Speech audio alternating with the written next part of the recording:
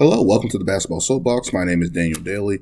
This is episode 24, and in this one I'll be talking about is the sun setting in the Valley. And by the Valley, I mean Phoenix, and by Phoenix, I mean the Phoenix Suns. What the hell is going on with the Phoenix Suns, this team that seemed to have a stranglehold on the Western Conference the past 2 years, finding their way in 2021 to get to the finals, and then last year just falling flat after a 64-18 record. Heading into the playoffs, you didn't think Memphis was there yet. You still thought they were too young. Golden State was kind of struggling with injuries and getting back on track. With Klay Thompson and Draymond Green getting back into the fray. Dallas didn't look like they had enough strength there. Denver didn't have Jamal Murray and Michael Porter Jr. And it just looked like the Suns were going to be penciled in for the Western Conference Finals at least. Penned in for the Western Conference Finals at least. And the first series happens with the New Orleans Pelicans, who put up a great effort after acquiring C.J. McCollum. You still got some great effort from Brandon Ingram, Herb Jones on that team, Jonas Valanciunas and other guys on that team. And the Suns prevailed through that series. And it was like, okay, it was a little test, early on. Pelicans proving a little bit more than what the Suns can handle at that time. But they advanced in 6. And then they go into the next series against Dallas, and it's like, Luka doesn't have very much around him. The Suns should be able to win this in 5-6 games and advance to the Western Conference Finals. But Dallas had a different story. Even after going up 3-2 Phoenix against Dallas, they dropped Game 6 by a big margin, and then they have Game 7 at home. You're thinking they should be able to handle this at home and get to the Western Conference Finals, smash the Mavericks, and get to the next round. However, the Mavericks had other plans. Luka Doncic, Spencer Dinwiddie, and Jalen Brunson basically destroyed them from downtown and in isolation, just beating everybody off the dribble. And before you knew it, the Suns were eliminated, losing by, 123-90 at home, a 33-point loss in Game 7 at home was just the latest breakdown for the Phoenix Suns. Just a wild turn of events for them. In that game, Monty Williams benched DeAndre and basically having some friction there, and I'll get into that later. And Chris Paul looking a shell of himself, of course, not being healthy and stuff like that, and just really looking like a shell of himself. There was word that COVID was on the team, and only the NBA and the Phoenix Suns are ever going to know that, it looks like, unless we get a leak or something of that nature there. Really just a downfall in what's the word I'm looking for? Catastrophe, a fall from grace. It looked like the Phoenix Suns, because they were the best team all year. To win 64 games and lose 18 is kind of reminiscent, kind of reminds me of like the Seattle Supersonics of that era and of the 90s and stuff like that. But just really being upset. That's basically what it was. Upset by Dallas, nearly by New Orleans Pelicans in the first round. And we just didn't know if that was the last run for the Phoenix Suns. Chris Paul's getting older. Devin Booker's becoming a emerging all-star, a star in the league, potential superstar. DeAndre Ayton's becoming almost an all-star, waiting to see him take the next turn.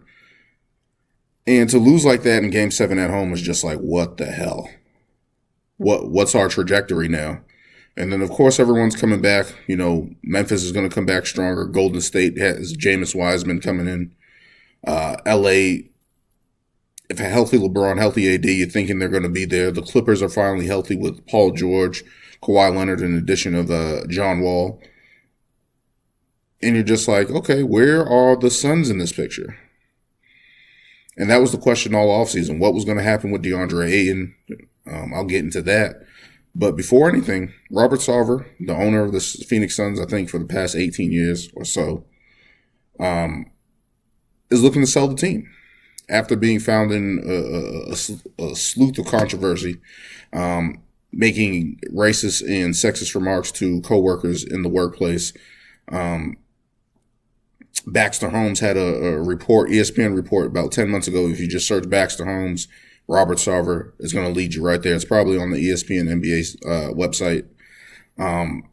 basically detailing he went through an investigation speaking to 70 past and current employees, detailing instances where Robert Sarver used the N-word multiple times, especially with Earl Watson, who was the former Phoenix Suns coach before Monty Williams came in. Basically, Robert Sarver was like, Draymond can use the N-word, saying literally the N-word in front of Earl Watson. Why can't I say it? Why can't I say the N-word? He doesn't get fined. He doesn't get in trouble. Da-da-da-da-da. And basically just kind of being a little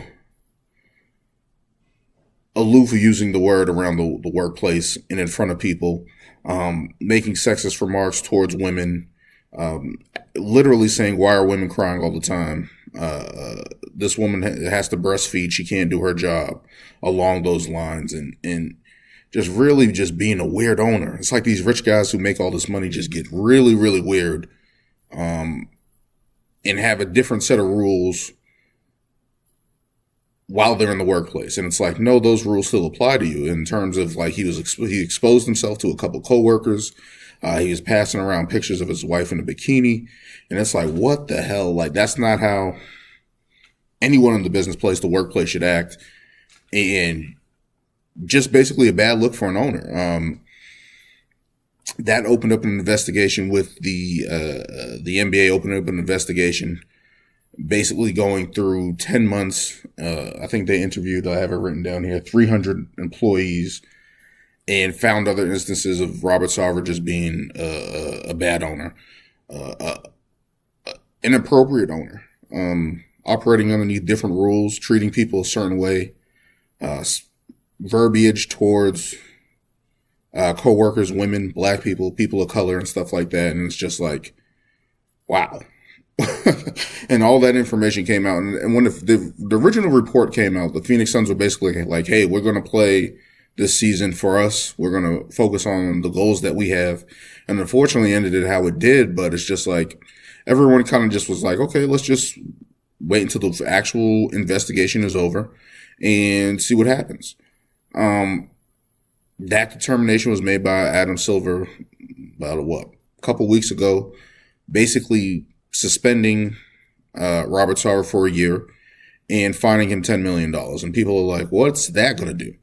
And I completely understand it, but underneath the guidelines of what Adam Silver is allowed to do, he was only able, that's the maximum punishment that he can allot to Robert Sarver at this time. People were asking, why couldn't he sell the team or ban him, et cetera, et cetera. And people are comparing it to the Donald Sterling situation where there was actually video evidence, recording evidence, audio evidence against him. The difference in that situation to the Robert Sarver situation is that his wife, Shelley, deemed him unfit to be owner of the team and finally got the control of the team and was able to sell the team. So that's the difference between Donald Sterling in this instance with Robert Sarver of the Phoenix Suns. And that was an unfortunate situation because I believe she got courtside seat tickets out of it, and she was married to Donald Sterling and got half the money. So, I mean, that didn't necessarily hurt her interest in it. And that's why it's different from Robert Sarver. I think he only owns like 35% of the Suns or something like that. I think he's the majority owner of the Suns. So all that comes down. And after a couple players come out and say, Chris Paul basically saying this is not allowed, this shouldn't be allowed in our league. LeBron James also uttering those same words. This shouldn't be allowed in the league. This is unacceptable. The punishment. Draymond Green said the other owners should vote, which I thought was funny because we saw with the Donald Sterling situation, there was hesitance there. Of other owners is like, hey, this is a little bit of a slippery slope. Mark Cuban of Dallas Mavericks came out and said, hey, this is a slippery slope.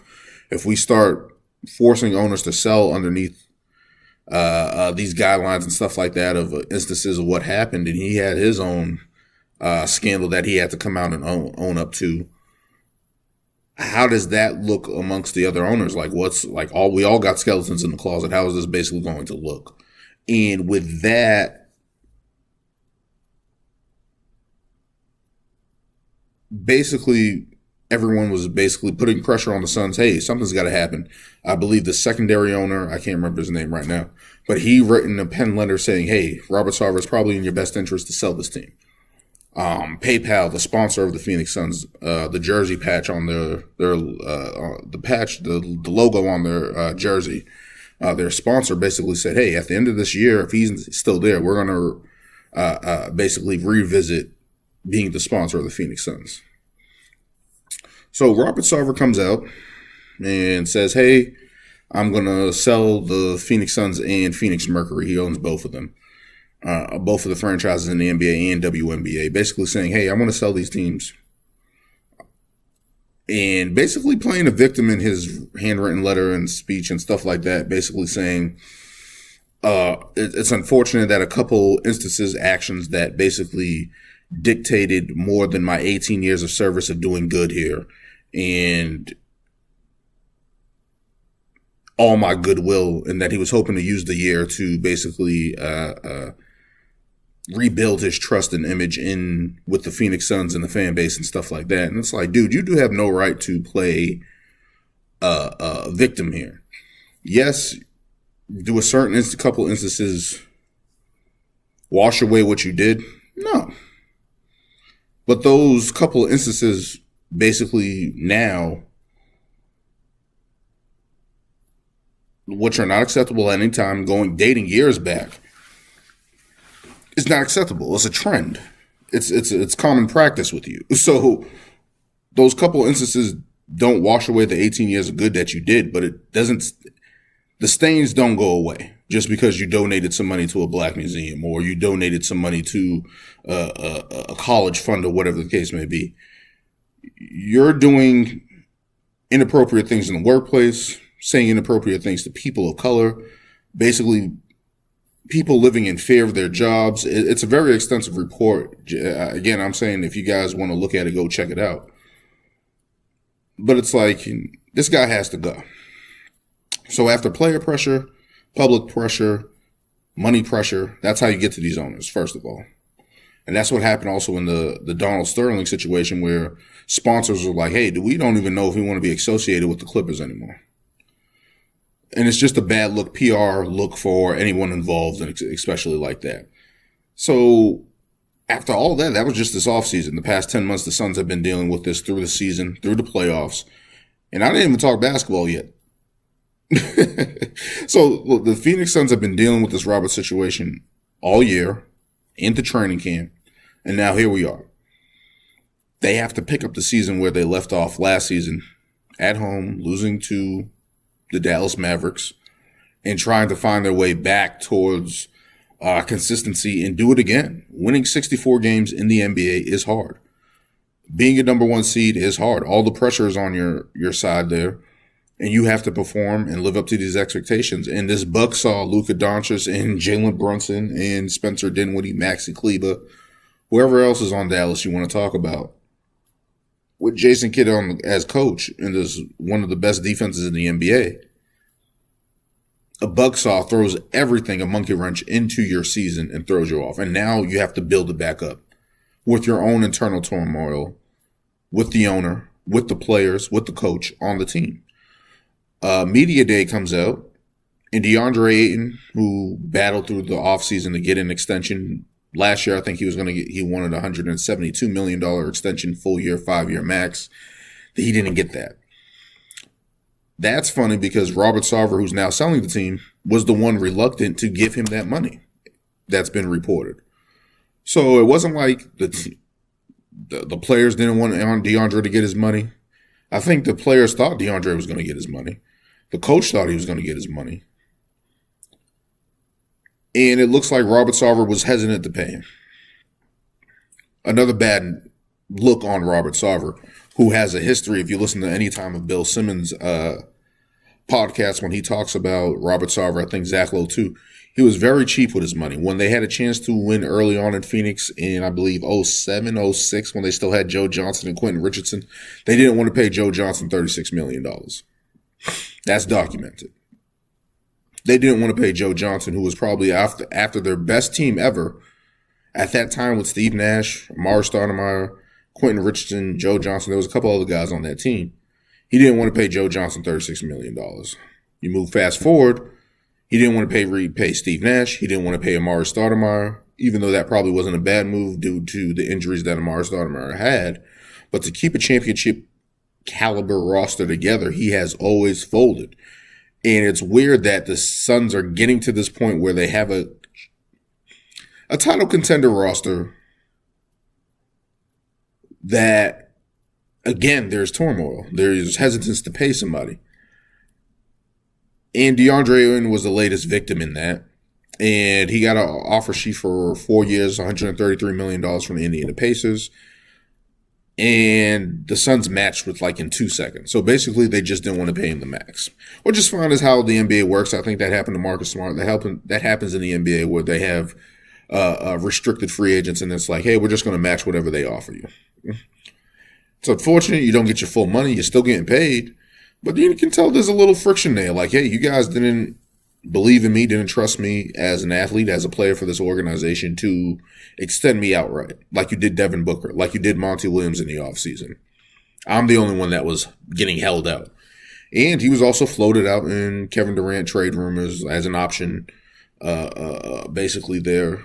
And I thought when the Suns matched that offer, I thought the trade was taken off the table. I thought that was a big factor in it, but that's a story for another day. But to be in contract negotiations where you're not getting your offer that you want, to being in trade rumors for Kevin Durant, and the way last season ended for DeAndre Ayton with Monty Williams benching him, and DeAndre Ayton basically coming out and say, hey, I haven't talked to my coach all summer.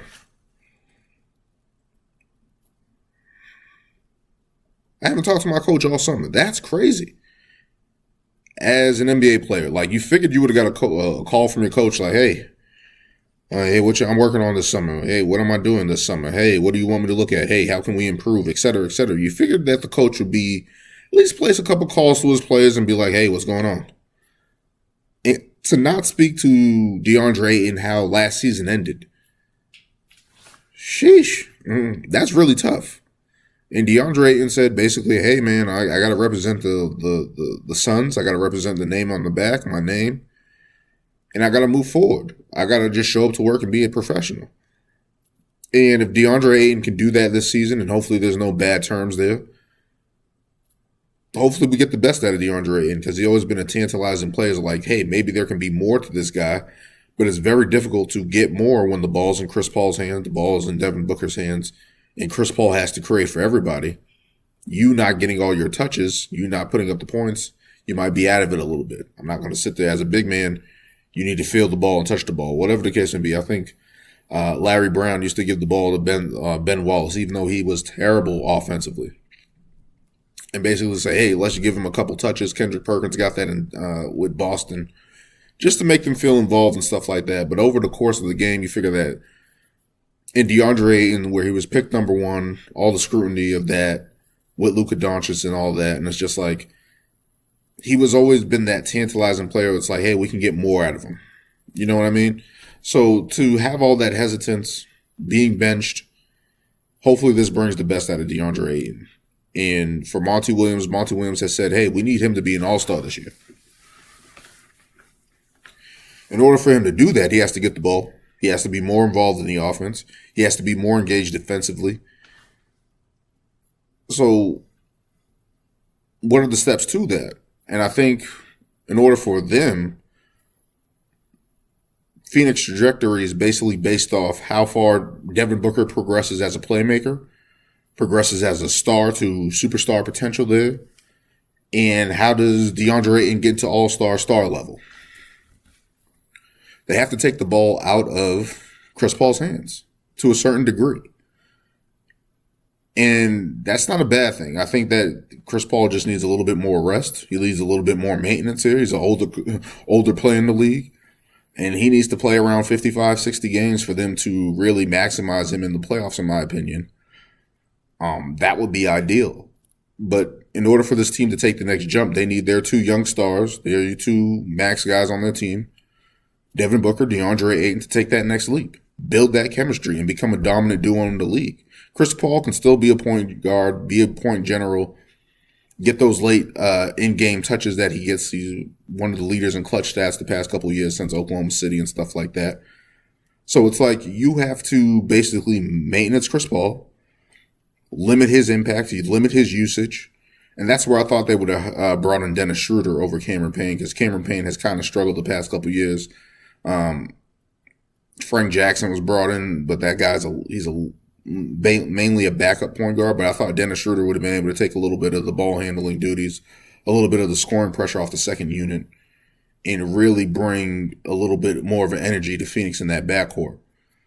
But he ended up going to Los Angeles. So that's whatever. But it's like they got to figure out a way to maximize Devin Booker and DeAndre Ayton over the course of the season, build those guys up so they can lead the team.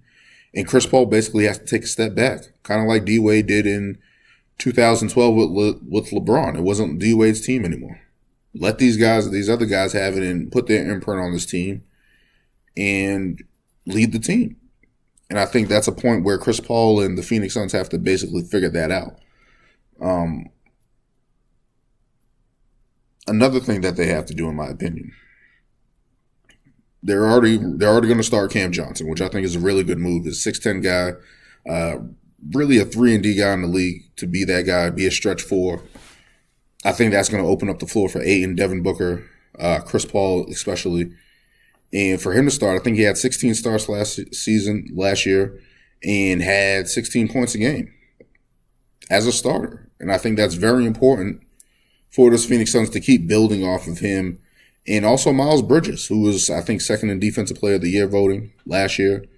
I think he ran the most amount of steps, miles in the NBA on the court, in the NBA. He was always moving. They got to get a little bit more out of him. And I think that's a part of Chris Paul stepping back and letting these young guys cook until it's his time to get in there. But I think Miles Bridges has to improve his offensive game, get a little bit more off the catch and dribble, get to the basket, get a couple of shots. Cam Johnson and Miles Bridges have to step up for this team in order to take that next step. Now, with Cam Johnson potentially starting, they really pissed off Jay Crowder, apparently. They were already shopping Jay Crowder in trade rumors and stuff like that, and he basically said, hey, I don't want to be here. That's basically what he came out and tweeted, hey, I won't be there at training camp. You guys got to trade me. So that's a big hole in their game where he was able to be a 3-and-D guy, be a decent player for them. He was with that role player in Miami. He was a role player in Boston. I believe he went to Utah at some point, yeah. So dealing with that, you lose a little bit of wing depth there. It isn't like you guys have a bunch of wing depth. If you're going to trade Jay Crowder, you have to get something for him. You can't go backwards here. You can't have a negative transaction on your roster. You can't trade him for picks. You can't trade him for lesser known players and then just hope to God that something builds up. If you're going to continue to be a perennial playoff team, perennial title contender, you have to improve that team. So whatever trade they make with Jay Crowder, they have to bring something back that's valuable, something that matters. And if that, I don't know their pick situation, if they have to trade some picks in order to do that, in order to secure their title hopes, their playoff hopes, their title contention hopes, they have to figure out a way to make that Jay Crowder trade a negative into a positive. They cannot afford to go backwards with that trade, whatever trade they decide. With that being said, moving on, they also lost JaVale McGee. And JaVale McGee has been a veteran presence with the Warriors. I believe he had a year in Denver, went to Phoenix, was productive there. And now he's in Dallas with Luka Doncic basically being a lob threat. They don't really have a big man to back up DeAndre Ayton, kind of similar to what happened in 2021, the NBA Finals there. And they have to figure out that as well. So if that Jay Crowder in a pick can make a more feasible option for you guys, a more feasible backup option for Ayton, I say do that. Maybe that's Miles Turner. Maybe Miles Turner can get on the floor. Whatever the case may be. They need a backup big and some front court depth to basically secure Ayton. Hey, if you get into foul trouble, we have a backup on hand that can come in the game. And also just provide rest for Ayton at times. I feel like they lost that in 2021 because Giannis figured out, hey, I can just go to the basket and score. This guy can't foul out because if he fouls out, his team's too small and then we really have him. So I think DeAndre Ayton got a lot of flack for that, where I thought he played well defending against Giannis in that series, but it was just like he couldn't foul at times because there was nobody else to come into the game. Dario Saric, who was out, I believe he had surgery to repair his right knee, and he should be coming back at some point. But it's like they're putting all their eggs in this Dario Saric basket, and it's like, yo, we don't know what he's going to be. I believe he played FIBA basketball, but it's like he's often hurt in his career, usually hurt in his career. How is that going to play out going forward? Like, is he going to be coming back and be a nice three-point shooter for you guys? Is he going to be able to play small ball five? I do not know. I'm not confident in that. We haven't seen him in the past 2 years be in those situations. So for them to put all their eggs in the Dario Saric basket, it's like, hey, man, we need somebody else. In my opinion, I've been saying that for the past 2 years. They got JaVale McGee last year, who paid dividends for them and played a nice role, but he's already in Dallas. So it's like you guys don't have that backup center to fortify that front line. If I was them, I waste no time getting Dwight Howard. I know people have kind of washed their hands of Dwight Howard, but it's like, yo, he's a big body. He can still rebound. He can still catch lobs. He can still finish. They need that. They have Bismack Biyombo, but we've seen Bismack Biyombo not be so effective in the playoffs the past couple of years. We've seen that since Toronto, and then he got that big bag in Charlotte. Whatever the case may be, they need a backup big for DeAndre Ayton. They need wing depth. And they need their young players in Cam Johnson and Miles Bridges to get better. And they need to fortify what Devin Booker and DeAndre Ayton do on a night-to-night basis. These guys have to build a chemistry over the course of the season and be dominant. This is what they should be doing. Play through those two guys and let them run the show and let them get confidence when time comes in the playoffs. They know what to do. There's no second guessing. Chris Paul doesn't have to run everything, and I think that's something that Chris Paul has done in his career. Again, he's my favorite point guard of all time, but he's put in a situation all the time where it all falls on him, where he has to create everything, and it's like, yo, especially now that you're gaining up there in age, what year is this? Year 17 in the league for Chris Paul? That's a lot to ask of a guy who's, 38, going to be 38 years old. In this league, we saw it with John Stockton. Even as great as John Stockton was into old age, you can see that his effectiveness wasn't there all the time. The ball in his hand all the time wasn't the best thing. It was just a veteran thing. But looking at Chris Paul, it's like you have to relinquish some of that power in order for this team to get to the next level. You can still be Chris Paul. You can still set it to run the show. You can still get guys involved. You can still take over in those moments, late game situations. But in order for this team to be maximized to its fullest potential, DeAndre Ayton and Devin Booker have to build that chemistry. They have to get better as players, and they have to be more effective. You can't turn over the ball all the time. You can't be lost at sometimes. You got to be aggressive. You guys are young. You guys are new stars in the league. You guys got to be able to dominate and take over. And that's what basically Phoenix has to do going forward to have a chance. Because the Clippers, on paper, I know they've been like the boogeyman of the league a little bit. They have to figure out a way to stay healthy there. But they're going to be in the conversation. Golden State's going to be there. Memphis is going to be there. People are still saying Dallas, even though I think they took a step back with their roster. Denver Nuggets are getting healthy. Nikola Jokic, Jamal Murray, Michael Porter Jr., Bones Highland. Who did they trade for? KCP, who was a much-needed addition. I thought that was a big addition, sneaky addition for them. I'll talk about that in another video. But these other teams in the West are back. These other teams in the West are healthy, and they're going to be hungry. We still don't know what the Lakers are going to be. Sacramento is going to be a solid team.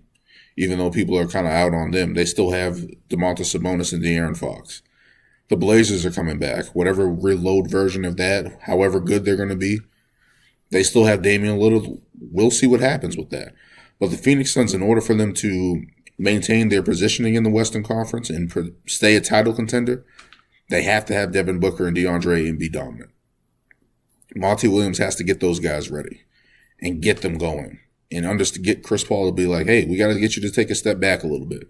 Maybe miss a few games. You got to get some maintenance, like an old car. You got to get some maintenance. You can drive it every once in a while. You can hit 75 every once in a while, but you're going to be cruising at 40 for the regular season. They got to maintain him, especially being a miniature guard in this league. You got to be able to be maintained and cruise through the season, and then when the playoffs, then we ramp you up. Then you have Devin Booker and DeAndre in with that confidence to lead that you can come in and just basically fill in. That's what you need to be at this point in time. But that will do it for this edition of the Basketball Soapbox. If you like anything on my channel, like, comment, subscribe. Give me feedback on this one. What do you think the Phoenix Suns are going to be doing? And check out my other videos on my platforms. There's links in the description below. Check it out. And until next time.